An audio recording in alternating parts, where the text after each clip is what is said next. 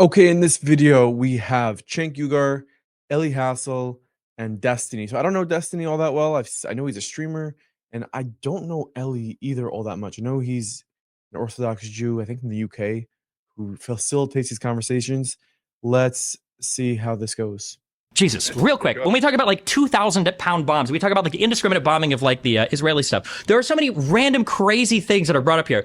We talk about like Israel's dropping so many bombs, killing so many people. Israel's dropped like 24,000 bombs. Okay, they're killing less than one bomb per person. If their goal was to kill civilians, they are the worst bombers in literally the entire world. Does it make a difference how many bombs they've dropped? Of course it makes a difference. If you drop one bomb and you kill 50,000 people, you're probably trying to kill a lot of people. If you drop 24,000 bombs and your civilian casualties are less than per bomb dropped, it seems like a hard argument to say that they're indiscriminately killing civilians. Okay, when we talk about numbers of civilians killed, the numbers aren't important. What's important is the intention. When Israel kills civilians, especially in the course of this war, those civilians are killed as collateral. When Hamas kills civilians, it's because they're targeting them. Hamas's bullets were not accidentally flying into the heads of partygoers looking for IDF soldiers when they breached the walls on October 7th. They were looking to kill civilians. Okay, Hamas does not drop pamphlets, make phone calls, knock on roofs, and then wait for an invasion at the behest of the West and the United States to wait for civilians to leave. They just go in and they kill whoever they can find.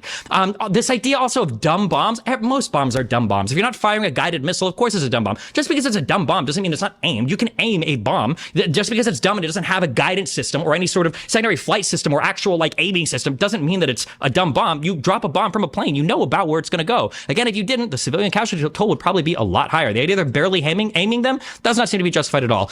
When we say the tunnels are totally unaffected, we've literally seen videos of entire apartment things collapsing with like tunnels and shit underneath. Yeah, the tunnels might not have been destroyed as much as they wanted to be. That's why they dropped 2,000-pound bombs. We dropped bunker busters in Afghanistan and Iraq, I believe. It's no surprise that Israel's doing it here to try to destroy tunnels.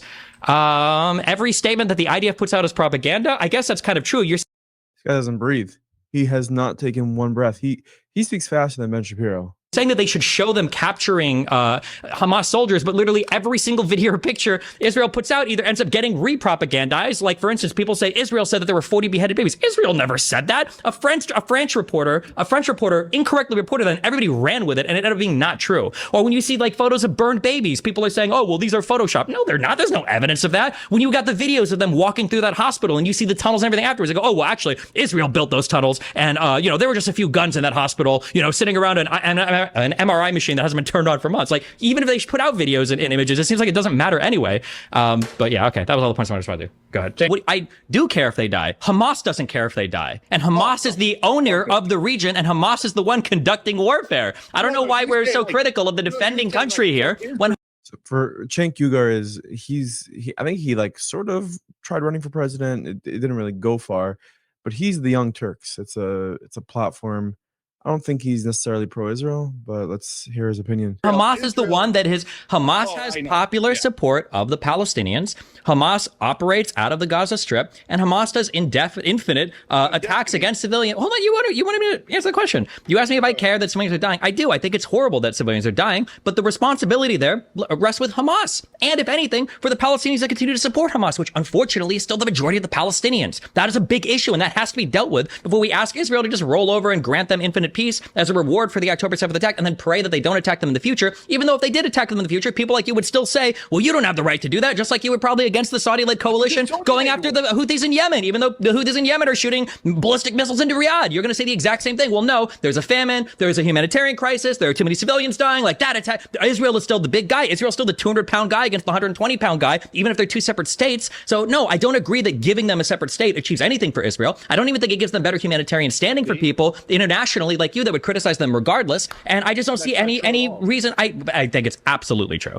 But why the hell would I criticize Israel after they make a peace deal and they have two states? Well, that doesn't even make any sense. You would criticize them for this same counterattack if Hamas continued to attack them from the Palestinian state. No, I said you could do a counterattack, but there comes a point where you've murdered enough. So wait, so counterattacks are just measured? Is a counterattack just measured in human life then? If they kill 1,000 of my citizens, I go kill 1,000 of theirs. Is that the point of a counterattack? No, your point is endless war, and you just admitted. I didn't say endless war. You want endless war. You're saying because if you kill, they're going to attack anyway because they're savages, right? No, it's not even savages. Destiny. However many it takes to complete the mission.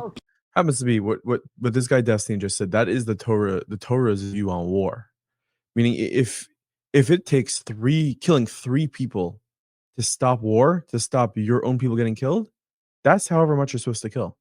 If it takes 10,000, then that's what you're supposed to do. It's not like, oh, they kill 1,000, you kill 1,000. According to the Torah, you are supposed to kill however much it will take to stop the war. It was all an accident. Do you think they were intentionally trying to kill civilians?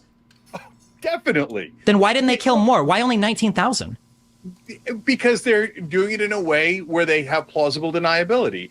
That's a terrible answer. That's a great question and a terrible answer. Look, I'm sorry, I'm going to do my first insult, but for schmucks like you to go, well, they were moving them and they were being super gentle and they surrounded them with pillows and they warned them, and they killed 20 times many civilians as Hamas did. But golly, it was all an accident. Gotcha. And I'll let you do your whole thing. I'm just curious. Do you have a single shred of evidence for any of that?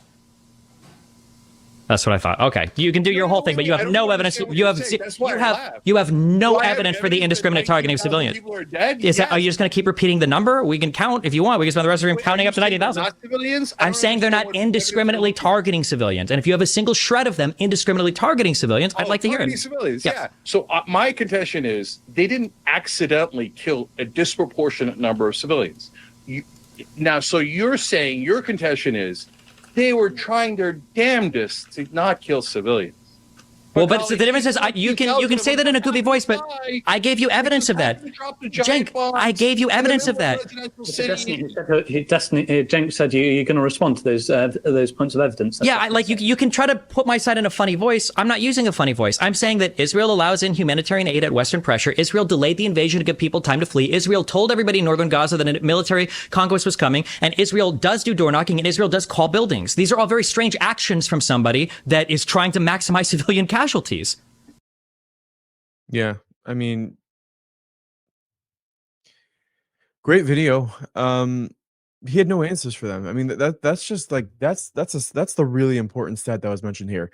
You have over 2.5 million civilians in Gaza, right? And 19,000 were killed. Now it's terrible that 19,000 were killed, but you can't go ahead and say that Israel's been trying to kill civilians. If Israel is trying to kill civilians, wouldn't you say there'd be hundreds of thousands killed? Israel is clearly, they have a strong army.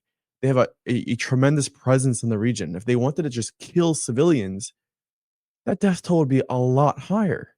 So great back and forth. Destiny, Eliasel, Cenk Uygur, enjoyed that conversation.